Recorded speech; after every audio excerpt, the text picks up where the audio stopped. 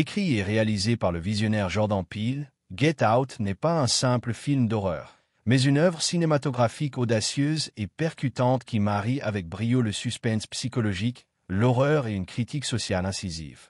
Le film tient le spectateur en haleine, le confrontant à des réalités dérangeantes sur le racisme et les préjugés dissimulés derrière les apparences de la tolérance. L'histoire débute par l'arrivée de Chris Washington, un jeune photographe noir talentueux, et de sa petite amie blanche, Rose Armitage, dans le somptueux mais isolé domaine familial des Armitage. Chris est naturellement appréhensif. C'est la première fois qu'il rencontre les parents de Rose, et malgré les assurances de cette dernière, ma famille n'est absolument pas raciste. Il ne peut s'empêcher de s'interroger sur leur réaction. Dès leur arrivée, une atmosphère étrange et un malaise latent commencent à s'installer, semant les graines du doute dans l'esprit de Chris.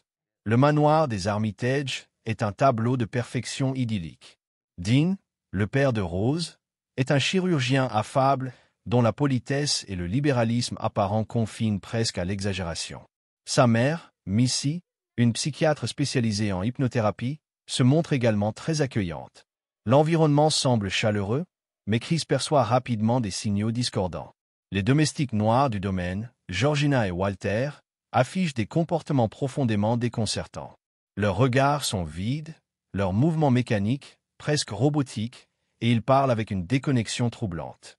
Chris tente d'alerter Rose, mais elle balaie ses inquiétudes, les attribuant à son simple nervosisme face à cette nouvelle rencontre. Au fil de la soirée et de la nuit, les bizarreries s'intensifient.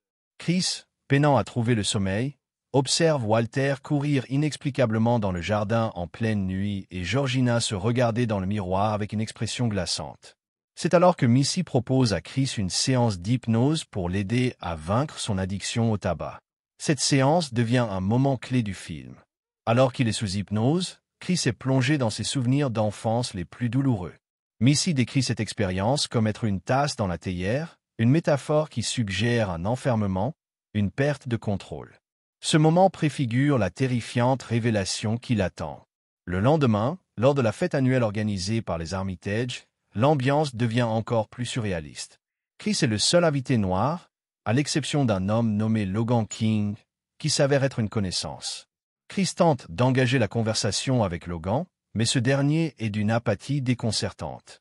Lorsqu'un flash de téléphone portable de Chris se déclenche par accident en prenant une photo de Logan, le choc est palpable.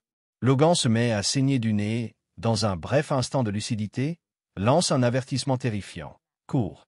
Cet incident amplifie les craintes de Chris, qui contacte son meilleur ami, Rod Williams, un agent de la TSA au flair aiguisé. Rod, percevant l'anormalité de la situation, exhorte Chris à quitter les lieux sans tarder.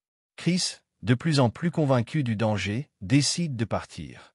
C'est à ce moment précis que le masque tombe, et la véritable nature de Rose Armitage est révélée. Elle n'est pas une alliée, mais une complice essentielle du plan diabolique de sa famille. L'horrible vérité éclate au grand jour. La famille Armitage opère un trafic d'êtres humains d'une cruauté inouïe.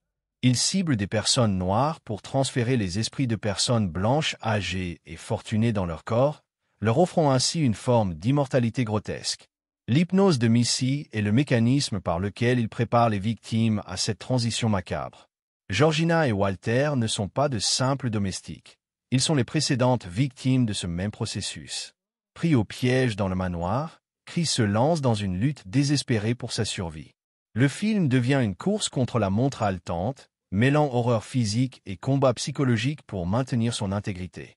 Chaque tentative d'évasion est parsemée d'obstacles terrifiants, forçant Chris à utiliser toute son intelligence et son ingéniosité pour déjouer ses ravisseurs.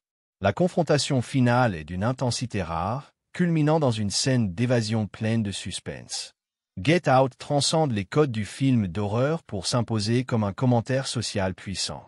Il expose la persistance du racisme, même sous ses formes les plus insidieuses et politiquement correctes, et la manière dont les préjugés peuvent se cacher derrière une façade de bienveillance. C'est une œuvre qui non seulement divertit, mais qui force aussi à la réflexion, laissant une empreinte durable sur l'esprit du spectateur bien après le générique de fin.